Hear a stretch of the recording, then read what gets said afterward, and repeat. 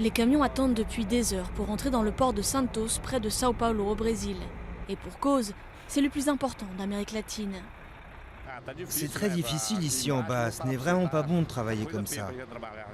Nous, on demande un endroit où l'on peut attendre, des toilettes propres, un parking et de la vitesse, de l'agilité dans le déchargement. Avec un chiffre d'affaires de 77 milliards d'euros et 105 millions de tonnes de marchandises transportées par an, Santos est en plein boom. Il sera bientôt le point de départ d'une route interocéanique traversant l'Amérique du Sud et reliant l'Atlantique au Pacifique. Cet axe de 4700 km donnera un accès plus rapide à la mer aux Boliviens pour exporter leurs ressources. Elle devrait aussi renforcer le poids international du port brésilien. Le complexe portuaire s'est lancé dans des travaux qui vont durer jusqu'en 2024.